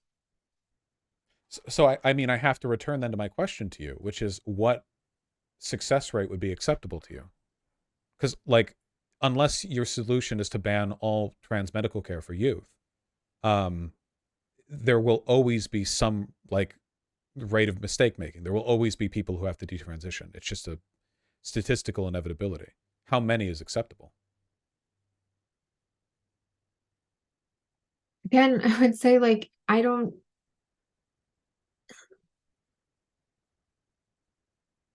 what I see right now, it's the affirmative model that's the problem. And not enough diagnostic criteria for autistic kids. So I don't know what an appropriate number would be. I would hope it would be none. It's just when you're talking about kids, they don't really know who they are yet. They're trying to figure it out. It just seems like a really bad idea to medically affirm them. What if we reevaluated and we changed our models as an outcome of that? For every 100 people who receive trans-affirming care from youth, only one of them ends up detransitioning as an adult. Would that be, like, if we reaffirmed it, like, in 5 years down the line, that was the system we had and that was what the evidence we came up with was, would that be acceptable to you? We're still talking about, like, if it's a guy, like, we're talking about people who aren't gonna have, like, they're sterile or, like, don't have a functioning sex life, and, like, it feels like the consequences are functioning sex lives. I mean, but if we're talking about puberty blockers to cross-sex hormones, none of them will ever be able to have an orgasm. This is like out of the mouth of Dr. Marcy Bowers, president of WPATH. I promise you, they're mistaken. There are absolutely trans people who can have orgasms after having bottom surgery or just hormones or whatever else. But we're talking about from puberty blockers to cross-sex hormones, so that they don't ever develop the ability. Well, they do, because when they take the cross-sex hormones, they experience that puberty. I'm saying out of the mouth of Marcy Bowers, surgeon who's conducted a lot of these procedures and who's been treating a lot of trans youth. She has said out of 2,000, none of them are able to have an orgasm. Jazz Jennings can't. It's it's just like, this is what we know. So, applicator and surgeon Marcy Bowers falsely claimed trans girls on puberty blockers lack sexual response after vaginoplasty. That is not true. If Marcy Bowers said that, then on this Marcy was incorrect. But you avoided my question there, which was like, if you could get 100 to 1, would that be like accept? Because ultimately this is If outcomes it's based, kids, right? then it's 0 for But me. so then you just don't want there to be any medical intervention on for trans youth because it can I never don't be think 0. that the affirmative model of care can be, I mean, I don't think that, what am I trying to, with the current model of care that we have, no, I don't think it's a good idea to medically transition kids. If we're talking about a different model of care, maybe. Yeah, so if we had a different model of care, one that I don't know was more scrupulous or like the Dutch model or whatever you preferred, and you could get that ratio of care, because ultimately this is outcome driven. Like you would decide how satisfied you are with the model of care based on its results. We don't really care about the model of care for itself. We care about the results that it begets. Um, for me personally, I think that while detransitioners exist, there are far more trans youth who regret not being able to access an appropriate level of medical care for them. You mean adults who wish they had transitioned when they're younger? No, and trans youth. I imagine that for a young trans person going through a puberty they don't want to go through is quite upsetting. You know, if you're But puberty is upsetting for everybody.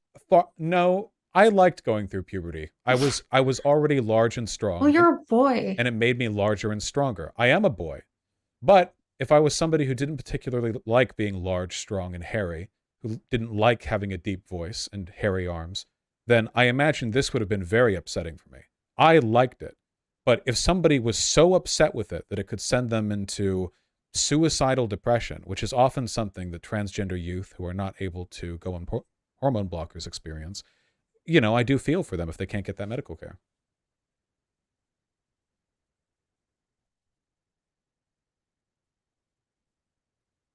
I feel like sometimes dysphoria can be induced if they believe that they've been born in the wrong body because their doctors told them that. I know some detransitioners whose doctors told them they had a medical condition, that they had a male brain and a female body, and that they were being provided medical interventions for the medical condition. Well, people said this about homosexuals as well. Like you're being told that this is something you can be. You saw this on TV. You saw Michael Jackson dancing on MTV, and it made you gay, but you're not really gay. Um, as for the doctors, like the doctors might not always be misdiagnosing with fault. If a person who will later detransition goes into the gender clinic and says, like, convincingly recites a bunch of criteria for gender dysphoria, then goes on puberty blockers, then goes on hormones, the doctors, I mean, they're not really responsible for that. Misdiagnosis can still take place, but ultimately, we're talking about psychiatric conditions. They're working off the info they're given. It's not possible to medically provably determine gender dysphoria. It seems like people are being too quickly affirmed when we're talking about kids.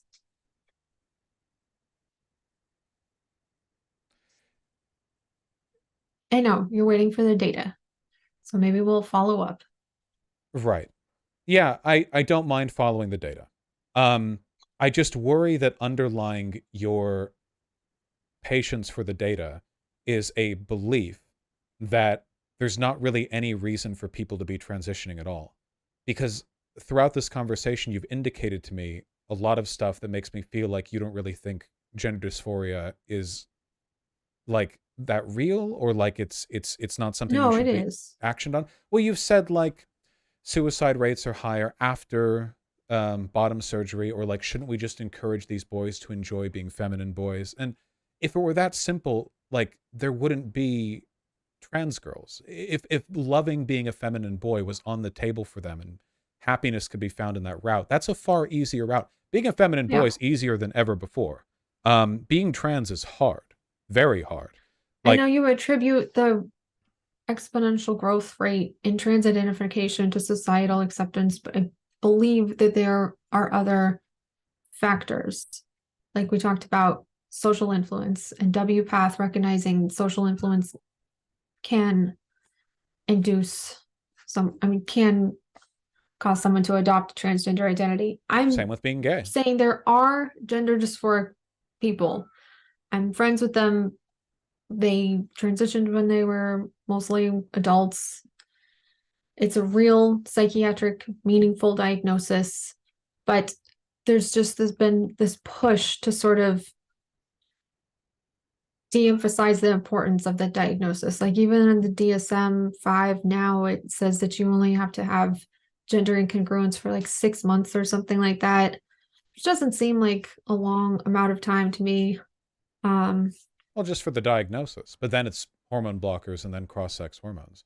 And you can still detransition with relatively little effort after a short time on cross-sex hormones even. So potentially we're talking about years of leeway with regards to decision making. No? But they could possibly be sterile and they have hair growth for the, I mean, we're talking about girls who have hair growth where they don't want it to be a very deep voice. Then they shouldn't have taken the medicine. That's the whole point of the process. But they should have been properly evaluated. We're talking about, But proper evaluation will always produce false positives. Not this many. Well, yeah, no, this many. I mean, if we're talking about 1.5% of Gen Z considering themselves transgender, we would rightfully expect to see thousands of detransitioners. You talked earlier about how you feel there's this weird campaign of hate from some portions of the right. There's also a very strong push to elevate the voices of detransitioners so that they can further their campaign against trans people. Like, God, I can't tell you how many times I've seen like random story of some detransitioner talking about how they've been victimized by the medical industry, you know, and oftentimes their stories are bullshit. Like you look into it a little bit and they're actively lying. Oftentimes they're not. What? People lie in the media. I know all of them. People lie, like go on Fox News and lie. It's been known to happen. There are a lot of people who aren't lying when they say that. I'm pretty sure I know every detransitioner personally who has ever gone on conservative media, and I can assure you they're not lying. Well, I wish I could remember the name of that one. It was a trans guy who was like, look at what testosterone can do. It ruins your body. And he was pointing out his male pattern baldness, which is, of course, that's something testosterone can do. Casey? Maybe, but then it turns out he was like, actually, I don't regret transitioning, and actually, I was balding back when I was still a girl before I took hormones. Was it that Casey? Casey has become very skeptical because she feels she's been taken advantage of by conservative media. So she has pulled back a bit. Oh, but there you go. What do you mean? Oh, well, her experience is real. I reported on it. I was the first person to interview her, I think. She transitioned when she was affirmed when she was 17. If you're of the opinion that social relations, like social pressure, the word of a doctor or a parent, could convince a child that they're gender dysphoric when they're not, do you think it's possible that right-wing media is capable of making people feel like they're detransitioners when they're not? Like a person might legitimately be trans, but then they would see a bunch of conservative media about how trans people are legitimately trans, though? That is just it's just what they call themselves. Well, if they don't. That's a good question. What is legitimately trans? Somebody who identifies as being transgender. That's all you need to do to be transgender, is just identify as it. If you can doubt the veracity of a person's transition decision, you know, maybe you feel this way, but you shouldn't transition. Could one not do the same for detransitioning? Like, oh, sure, you started taking testosterone when you were a youth, but hey, don't stop now. The only reason you thinking you should stop is because a bunch of right-wing media is hyping up the detransition. It wasn't right-wing media in Casey's case. It was another detransitioner. Most of the time they're introduced to, or they come to these realizations that they were influenced by social media and other transgender influencers. And in her case, it was a few of the transgender influencers. Doesn't Casey go by he, him, or am I misremembering that? No, she's a girl. Yes, okay.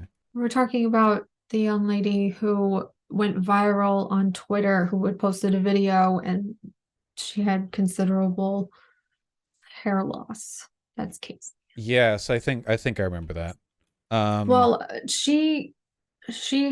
detransitioners, they usually find each other on the Reddit forum that's up to like 45,000 members now. And yeah, it could be just a lot of people could be just following it because they're interested in it. But there's also just heartbreaking posts every day, new ones.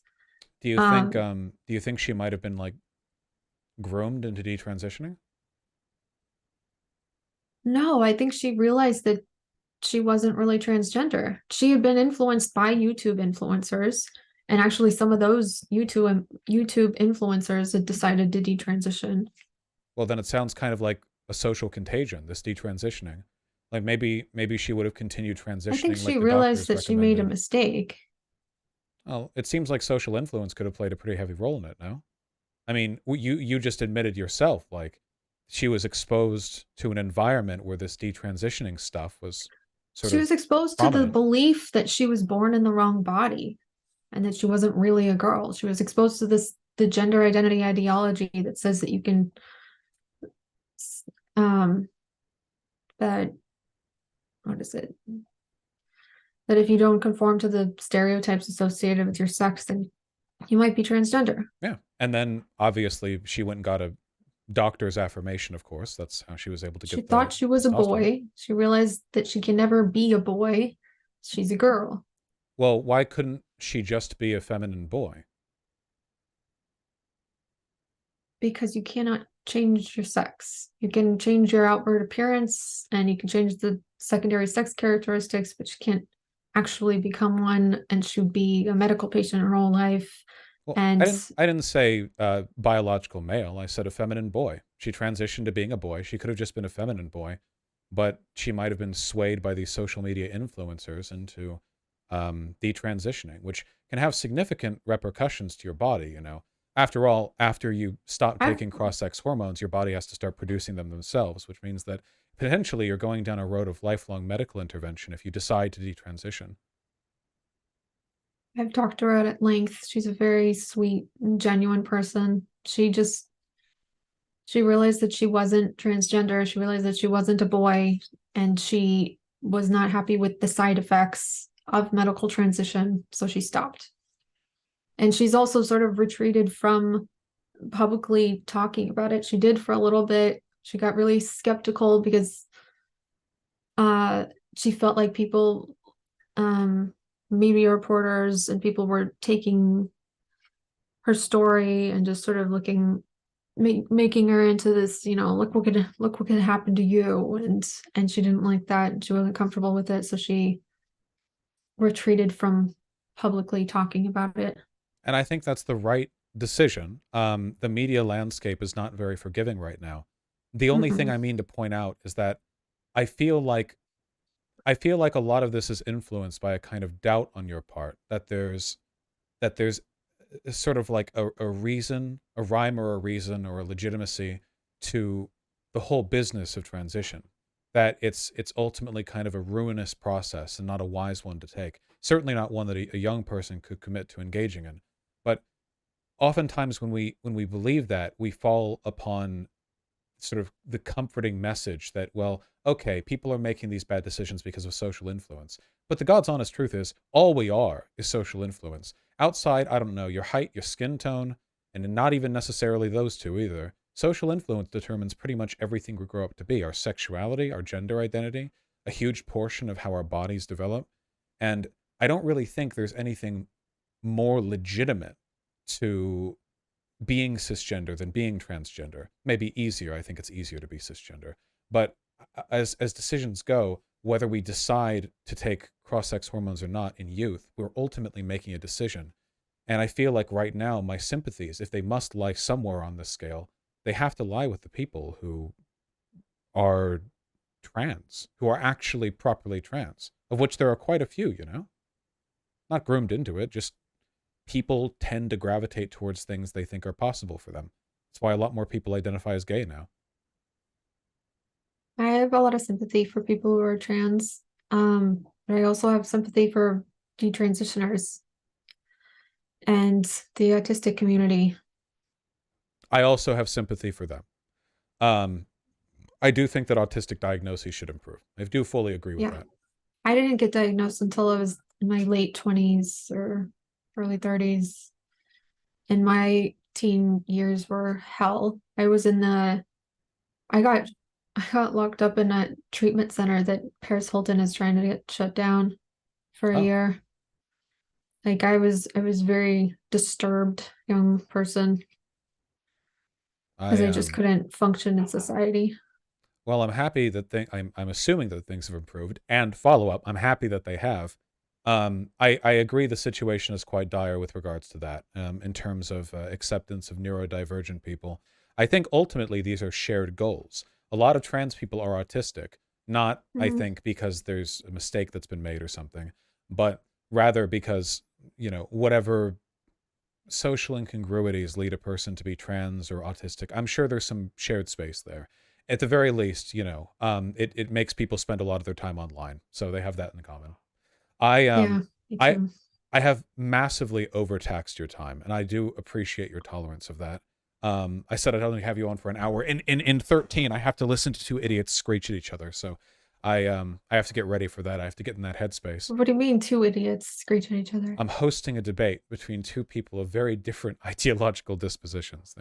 Well, that should be interesting. It's going to be very Well, I tiresome, had I a think. really nice time talking to you, and I appreciate you having me on, and I feel like it was productive. I Yeah, no, mean, I we'll, enjoyed the conversation very much. I'm um I'm sorry about the Daily Wire kerfuffle. I'm sure a lot of people are going to throw hate your way as a product of that because yeah, it's the they Daily are. Wire. That's their core audience that didn't even read the letter or try to understand what was going on. Yeah. Well, maybe they'll improve someday too. Maybe they're autistic. If Mm, look, if ever we get that critical data on detransition and regret rates for people who started in youth and started with the hormone blockers and everything, okay? We're at it again, all right? We have each okay. other's Twitter. We're locked in. Yeah. Okay. Well, we'll be in touch, and I hope your cat's okay and have a nice debate. He's getting cuter by the minute. And thank you. You have a Um, wonderful day. Take care. bye. Bye. All right, I think if nothing else that was pretty interesting. That was painful. You guys understand what I'm saying when I say like whatever disagreements there may be, at least she believes in a thing. Like god, after all the conservative arguments where it's just like I'm like arguing with like a conga line of Nazis wearing different colored bow ties, um whose only ideological imperative is winning. I do appreciate that. I am thankful she was willing to talk. She doesn't do debate stuff. Twitter is angry you platformed her in the first place. I'm sure things are fine. I am fully of the opinion that I succeeded in making my position clear. And I don't think that there was any irresponsible platforming which took place. People are always upset with me. I think that was a fine convo.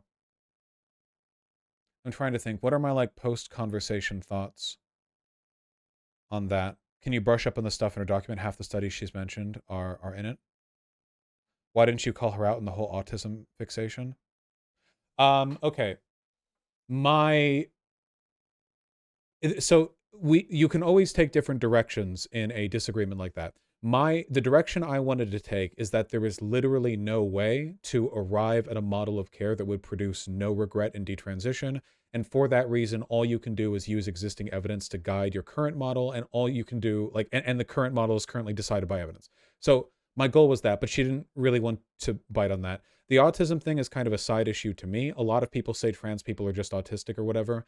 The autism thing is obviously personal to her. I got a feel on that like the moment she said it, which made me not want to talk about it because I generally don't want to touch on issues that are personal to the person that I'm talking with, because usually then it gets into like the business of like personal experience and anecdotes, which this is like a very strong topic to discuss from a data perspective. So I want to keep it to that as much as possible. Um, and the bit that I did at the end there, where I was saying like, oh, maybe Casey detransitioned because of social pressure, is because I want to indicate like people say, okay, well maybe they're only trans because they've been like convinced into it by their doctor or whatever. The truth of the matter is, being gay, straight, pan, ace, trans, cis, all of these have social forces like influencing them. A good example of this, and I don't want to get into like racy historical allegories with her for a variety of reasons, but like in Greek society, the idea that like you were straight as long as you were the one topping the other guy, that is, by our understanding, gay. That is a gay thing to do, but like, and it was way more common back then, and that's entirely social. It's not like the genes of ancient Greeks had like more gay juice in it than we do. A lot of that is social. There are a lot of people who are probably gay who grow up thinking they're straight because they're born into a society with sort of compulsive heterosexuality. So it's like all they hear about is how guys go after girls and girls go after guys, and their parents are always talking about how they got to get a girl and blah, blah, blah. And it's like, maybe they are gay. They may never know. That's why, like, it's kind of a trope of people spending their entire life being straight, and then when they turn like 60, they're gay all of a sudden, you know? And a lot of that is like when people retire and they have a little bit more time to think, they have a little bit more time to like relax. It's like, wait a second, hold on. And that, like something they've been burying their entire life gets like dragged out a little bit into the limelight. I don't know what obviously an ideal rate of like youth transition regret would be 0, but a realistic rate, I don't know what it would be. The current rate of apparent regret we have for detransition or like trans people being between 0.5 and like 1.5% is already really, really good. The rate of regret for transitioning is really low. It's incredibly low. It's anomalously low. It's ridiculously low. By the standard of like every other medical procedure that we do. Like people have regrets more for like everything else, including life-saving procedures. So there are literally people who will get like gastric bypass or like a heart replacement and wake up and go, wish they just let me die. And there are more of those people than there are people who are like, damn, I wish I hadn't gotten my dick turned inside out. It's just like, it's so solid for that case, you know? There will always be some detransitioners. There will always be some degree of regret. And one of the reasons why I'm so pro hormone blocker is because that actually serves as a buffer that serves both parties. Because whether or not a person later goes on to transition, a hormone blocker gives you a chunk of time that is fine whether or not you end up being trans. If you end up being trans, congratulations, you don't have to go through like male or female puberty, whatever puberty you were going to go through without any medicine. And if you don't end up being trans, hormone blockers are reversible. I know she briefly mentioned that they might not be like reversible, and she's wrong. I've done a lot of research on this. They don't cause cognitive problems. They don't cause long-term infertility. You just get the hormones again. The hormone that you should have gotten just happened. I think there's some evidence to indicate it might have a mild effect on bone density and on height, but like that's really minor for a person who's been on years of hormone blockers getting off them. Like come on, right? You know, like we're dealing with for the kind of stuff we're talking about, the potential of lifelong medical transition, that risk level, that level of potential investment, but backing off of it after being in years in, that's pretty acceptable to me. That being said, we probably are going to see an increase in like perceived detransitioners, like in younger categories of trans people or like formerly trans people. And a big reason for that is going to be probably because we're going to hear more people getting off hormone blockers. We're going to hear more stories of people who got diagnosed with gender dysphoria, took hormone blockers, got off of them, and then they're like, yeah, I was trans from 14 to 16. I detransitioned. Technically, I don't think you're detransitioning if all you've taken is hormone blockers. That seems kind of dumb to me. But, you know, we might see a tick up in that. That being said, I'm optimistic about the future. I think that the affirmative care model has a lot of really good stuff going for it. And the challenges to the affirmative care model, in my opinion, have been like really insubstantial. Like, for instance, when I was talking to her, she didn't seem to understand that like the affirmative care model just meant that you don't actively contradict their gender identity as stated, but you can still explore other options or like wonder if there are other causes or cases, because that's what the affirmative care model allows you to do. You know, a lot of people think it means like you just say yes and then like that's it, you just like run forward, like yeah, yes, okay, bam, and you just like you should go for it. Okay, I actually did enjoy talking with her.